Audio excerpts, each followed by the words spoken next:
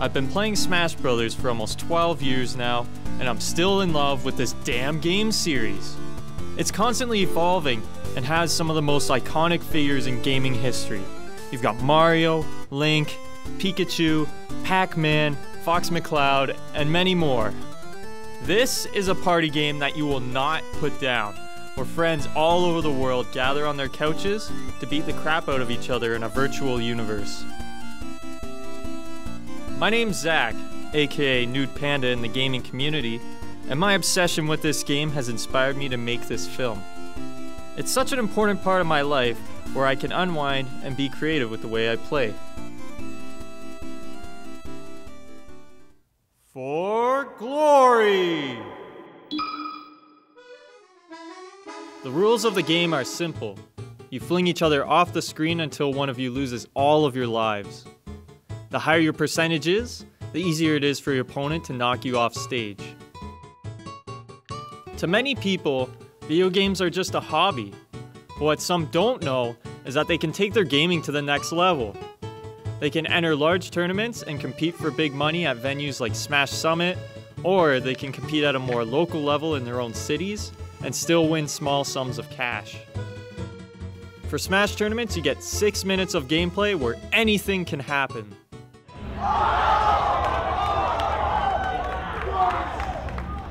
First stop, Canada Cup, to explore the competitive scene of Smash.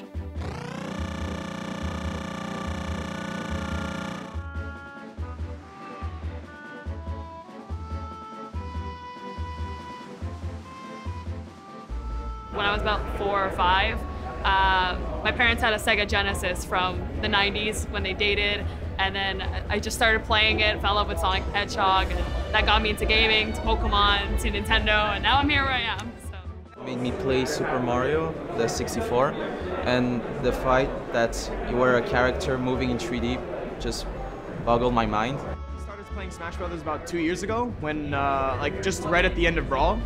So I played for about a year of Brawl. They shut down the Wi-Fi servers. The last tournament happened, so I kind of just couldn't do much anymore. And then Smash 4 came out, and I was super excited because I'm like, okay, this is where I can start finally being really good and competitive. This tournament here that I'm doing this year seems like I planned my wedding 3 times this year. So very less sleep, but at the same time you're passionate. You want everything to run perfect. Every 2 days, I train for at least 2 hours.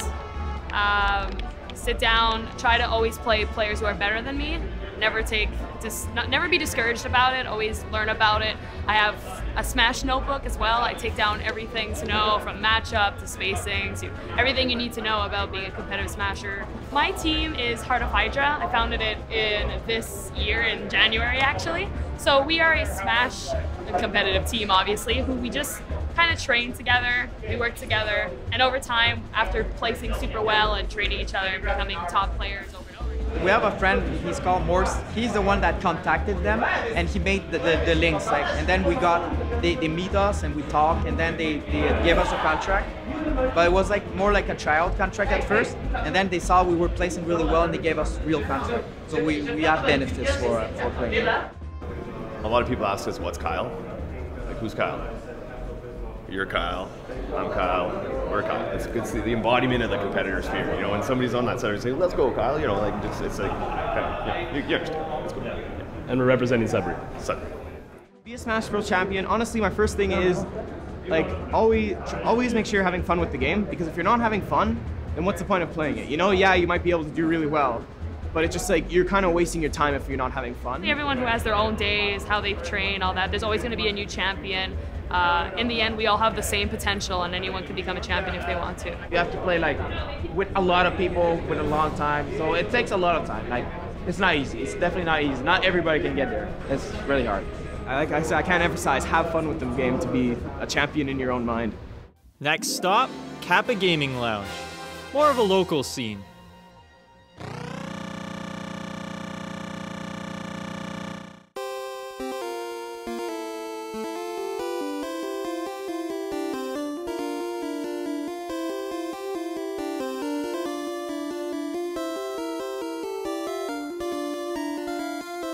I first learned about video gaming tournaments probably when I was in about first year university, which would have been about 2009, we realized there was a business opportunity, and that's kind of how esports gaming events was formed.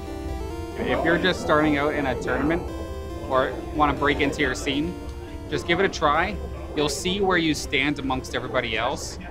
And don't be afraid to go and ask people, want to play some games. I was given the awesome opportunity to be on a live stream that would be recorded and displayed on the internet. I've never been on a live stream before, so I was pretty damn excited about it. I also got to discuss my film, and I began to understand the Smash community even more. The fact that you can talk and play on a live video feed really extends the social impact of video games.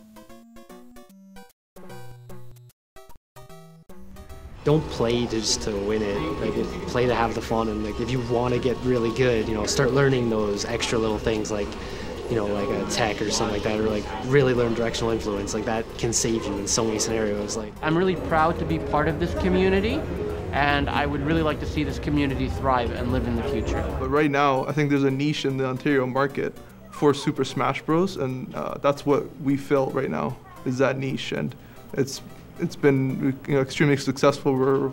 I would say we're probably the market leaders in Super Smash Bros tournaments right now in Ontario. One friend traded his jersey with another guy from Kentucky, so then when we go to Big House 6, I assume there's going to be, they'll switch back again. So it's like you get those weird kind of like meetings, chance meetings that you never would have outside of it. By looking at both the large and small scenes of the Smash community, I initially wanted to contrast pro and casual players.